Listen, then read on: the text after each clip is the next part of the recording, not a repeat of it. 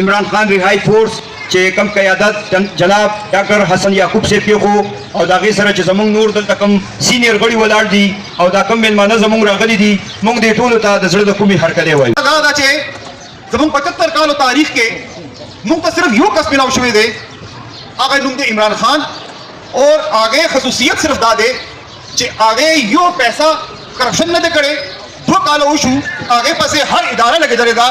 دا یې ثابت نه کړو چې دا عمران خان پسې دا یو روپۍ ثابت شو چې دی غلا کړی.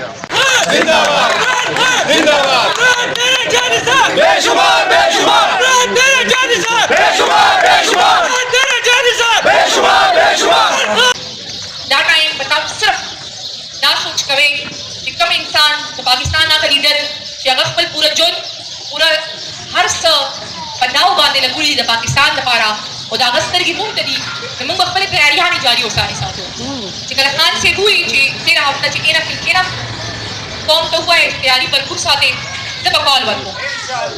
د دې سټیج نه نن زه تاسو ته وایم چې څنګه زمونږ وزیر اعلی صاحب زمونږ د پارټۍ صوبایي صدر وکړي الیمین گنڈاپور صاحب د خان صاحب میسج څنګه کال راشي د اډیاله تیمونو باندې امپلیمنٹ کوي، هغه به د صوبې لشکر لیډ کوي او موږ به ورپسې یو او خپلې تیاریانې بھرپور ساتئ.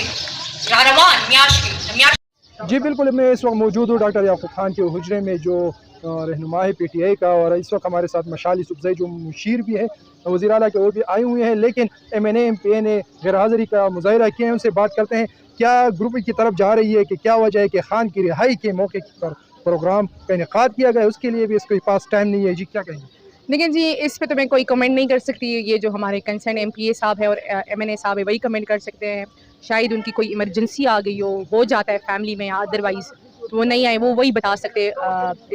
مجھے چونکہ ڈاکٹر صاحب کی طرف سے انویٹیشن ملی تھی اور تو جو اس میٹنگ کا ایجنڈا تھا وہ خان صاحب کی رہائی تھا، تو اس لیے میں اپنا تمام طرح شیڈول کینسل کر کے آئی ہوں. آئندہ عمل کیا ہوگا؟ بڑی صاف سی بات ہے کہ ہم لوگ ہال کا انتظار کر رہے ہیں قیدی نمبر 804 کی.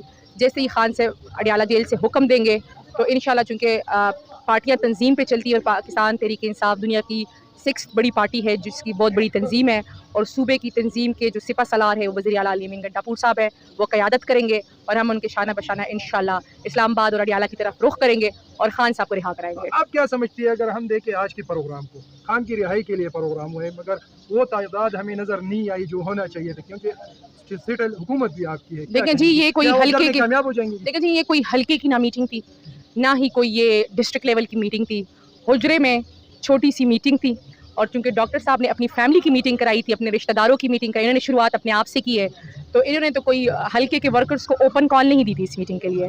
اور قطرہ قطرہ سمندر بنتا ہے، تو ایسی چھوٹی چھوٹی میٹنگز آپ آنے والے دنوں میں بہت سی دیکھیں گے.